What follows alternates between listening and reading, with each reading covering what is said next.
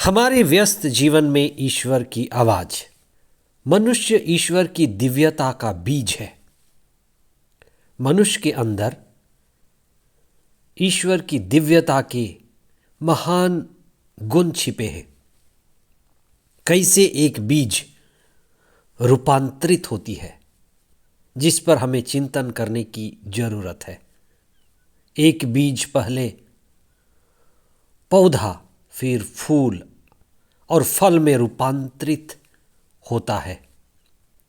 यदि हम बीज के इस रूपांतरण को समझ पाए तो आत्मिक और आध्यात्मिक बातों को भी समझेंगे। 33वां सामान्य सप्ताह 19 नवंबर 2022 शनिवार। पहला पाठ प्रकाशना ग्रंथ अध्याय 11 पद संख्याएं 4 से 12 तक और संत लूकस का सुसमाचार अध्याय 20 पद संख्याएं 27 से 40 तक। कोई भी व्यक्ति वह नहीं है जो दिखता है। इसी पर हमें ध्यान देने की जरूरत है। आपकी पत्नी वह नहीं है जो दिखती है। आपका पति वह नहीं है जो दिखता है। आपके बाल बच्चे, मित्र वे नहीं हैं जो दिखते हैं। वे सदैव उसके आगे हैं। Person is not what he or she appears, but he or she is beyond. हर एक व्यक्ति एक रहस्य है, partly revealed, partly unrevealed, partly known, partly unknown.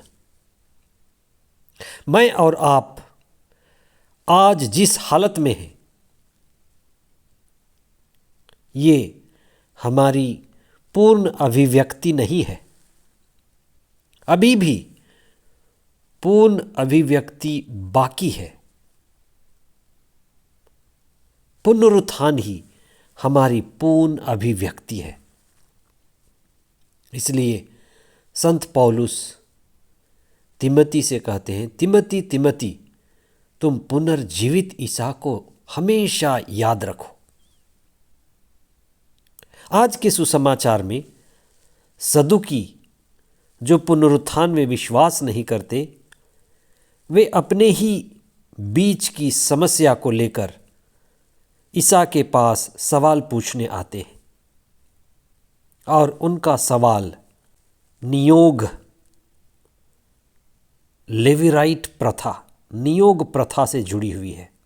ये मनुष्य की इच्छा, तृष्णा, कामना से जुड़ा हुआ है कि एक व्यक्ति विवाह करता है और किसी कारणवश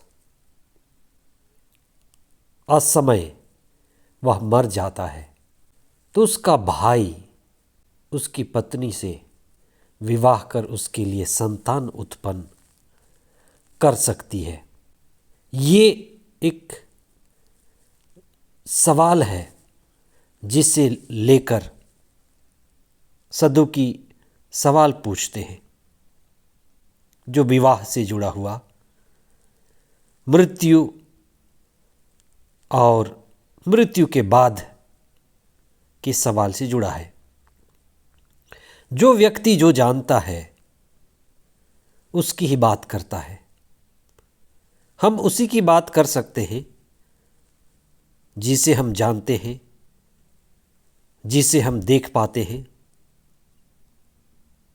सदुकी शरीरवादी समुदाय था। उनके लिए शरीर प्रधान था।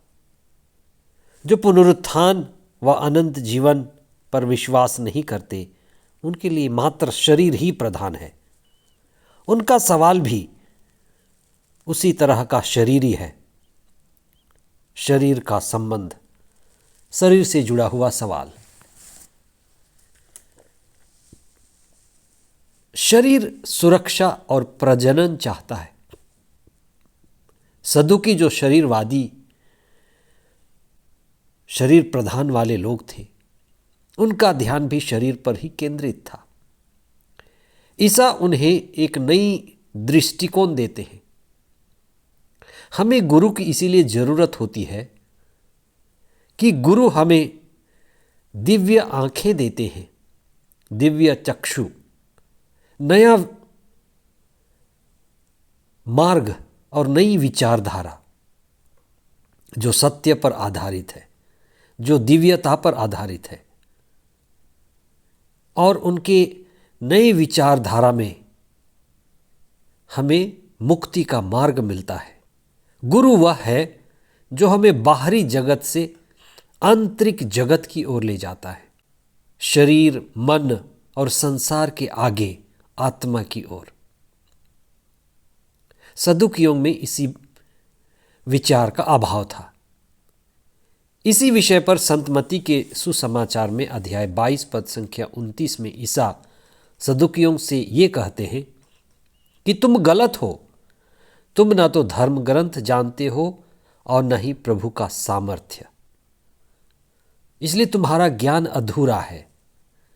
मात्र शरीर का ज्ञान, 5 इंद्रियों का ज्ञान पूर्ण नहीं माना जा सकता और आधा ज्ञान खतरनाक है। यही बात थी कि ईसा उन्हें गलत साबित करते हैं। और ईसा ने ये भी कहा कि पुनरुत्थान होता है। ईसा ने निकोदेमुस से ये बात बड़े ही स्पष्ट ढंग से कही, जब तुम दोबारा जन्म नहीं लोगे तो ईश्वर के राज्य में प्रवेश नहीं कर पाओगे। इसीलिए धर्मशास्त्र पुनर्जन्म या आत्मा के जन्म, पवित्र आत्मा के जन्म, आत्मा के दोबारा जन्म की बात कहती है। जिसे आत्मज्ञान नहीं है, जिसे आत्मबोध नहीं है, वह पशु तुल्य है, वह शरीरी है। वह शरीर की सुरक्षा, खाने पीने, मौज मस्ती, शादी ब्याह, पुनर्विवाह और प्रजनन आदि विषयों पर अपना ध्यान केंद्रित करता है। उसकी नज़र वहीं पर रुकती है। ईसा ने सदुकियों को सिखाया कि पुनरुत्थान होता है, हम आत्माएं हैं और हमारी असली अवस्था शरीर और मन के आगे दूतों के सदृश है। इसीलिए हमारी आत्मिक पहचान जरूरी है। जीवन में सबसे ऊंची शिक्षा आत्मा की शिक्षा है, आत्मबोध है, आत्मा की पहचान असली पहचान है। इसीलिए ईसा ने संत यूहन्ना के सुसमाचार अध्याय 3 पद संख्या 33 में निकोदेमुस से कहा कि यदि तुम दोबारा आत्मा में जन्म नहीं लोगे तो स्वर्ग राज्य में प्रवेश नहीं कर पाओगे। जिस दिन भी आपको आत्मा की व्याकुलता का पता चले, आंतरिक स्तर पर बेचैनी लगे, ये जीवन और ये संसार व्यर्थ मालूम पड़े, आपको आत्मा में जागने, आत्मा की चेतना में जन्म लेने की आवश्यकता है। हे प्रभु, हम धन्यवाद देते हैं इस जीवन के लिए जो हमें मुक्ति के लिए मिला है। और मुक्ति का मार्ग आत्मा का मार्ग है। हमें सद्बुद्धि, विवेक और समझदारी दीजिए कि हम स्वयं को जान सके। हम आत्माएं हैं। इस शरीर के आगे, मन के आगे, इस संसार के आगे हम खुद को पा सके, खुद को पहचान सके और आपके साथ जुड़ सके।